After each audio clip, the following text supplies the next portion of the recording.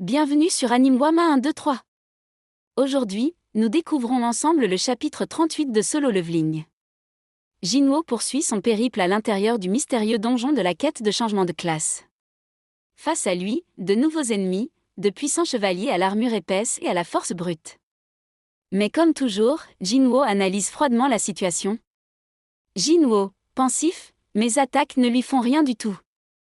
Il n'est pas si fort. C'est juste que son armure est trop épaisse pour que ma dague puisse y pénétrer.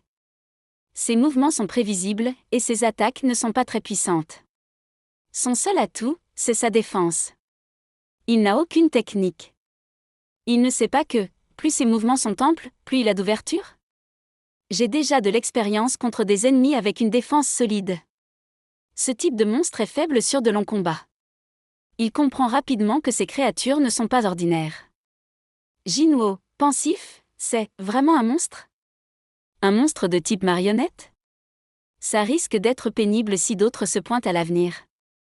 Narrateur, dans l'obscurité du donjon, seule une torche éclaire son chemin. Il doit donc avancer prudemment. Jinwoo, pensif, vu que j'utilise une torche au lieu d'une pierre lumineuse, il fait plutôt sombre ici. Et comme c'est un donjon instantané, je ne peux pas partir à moins de le finir.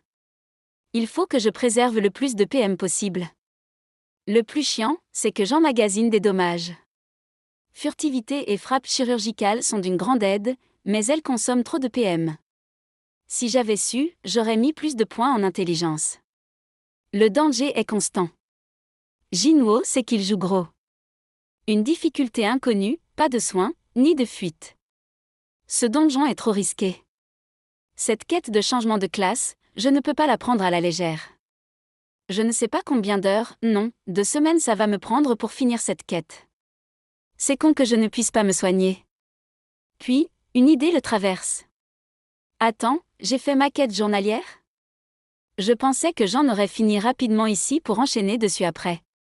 Si je mets plus de 12 heures, je risque de prendre la pénalité et de croiser le mille-pattes, comme la dernière fois. Ce n'est pas bon. Je dois vite obtenir ma classe et faire cette fichue quête journalière. Il se rappelle du monstre terrifiant qu'il a fui auparavant.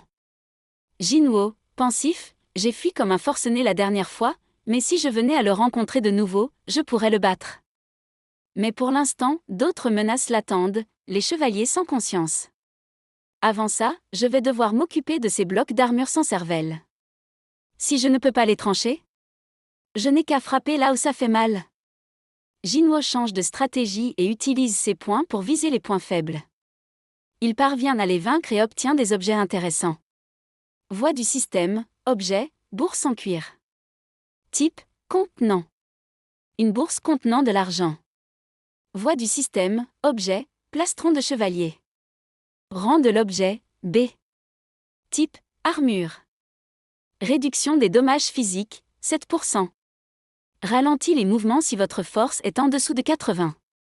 Jinwoo, c'est bien qu'avec ces objets de type armure, on ne soit pas obligé de porter leur forme. Autrement, j'aurais été la risée de tous. Ça me protège vraiment si je l'équipe? Un objet qui contient de l'or. 30 000 en plus. Mais soudain, Jinwoo perçoit une présence, furtive. Jinwoo, surpris, furtivité? Il y a même des monstres avec cette compétence? Un assassin l'a approché discrètement. Il n'est pas seul. Un autre type d'ennemi apparaît? Jinwoo, maintenant un magicien? En plus il utilise une magie incendiaire? Furtivité puis maintenant le même type de magie que Jiao Juan. Il se passe quoi ici? C'est comme si je rejouais les combats de la dernière fois. Ce donjon est plus dur que prévu. Face à cette variété d'adversaires, Jinwoo doit s'adapter. Jinwoo, pensif, vu qu'il y a plusieurs sortes de monstres, je dois adapter et utiliser mes stats en fonction de chacun. La force pour les chevaliers, la perception pour les assassins, l'agilité pour les archers et l'endurance pour les magiciens. Si je n'ai pas assez de force, je ne peux pas briser leur armure. Et avec une perception trop faible, les assassins seront durs à détecter.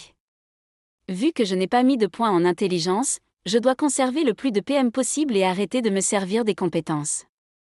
La fatigue s'accumule. Jinwoo doit ralentir. Jinwoo, ma fatigue s'accumule. Je dois finir le plus vite possible. Plus je traîne et moins je vais m'en sortir. Je vais devoir me reposer un peu pour réduire la fatigue. Mais à peine a-t-il le temps de respirer que des flèches volent vers lui.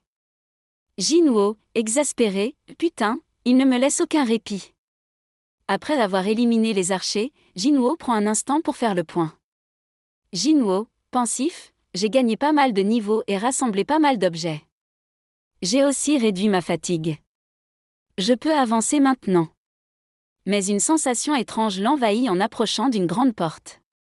Même après avoir autant XP, je ne saurais dire la puissance de la chose qui se cache derrière la porte. Il vient d'atteindre la salle du boss. Un frisson glacé lui parcourt l'échine. Devant lui, un trône. Et une aura glaciale qui le submerge entièrement. Jinwoo, saisi, un courant d'air à te glacer le sang. Un trône ? Mes yeux. Mes oreilles. Mes doigts. Chaque partie de mon corps se rappelle de cette sensation. C'est la même que celle ressentie dans le repère caché. Une sensation glaciale. Cette sinistre aura, elle émane de lui. La tension est à son comble. Jinwoo est sur le point d'affronter ce qui se cache derrière la porte. La suite dans un prochain épisode sur Anime Wama 1, 2, 3.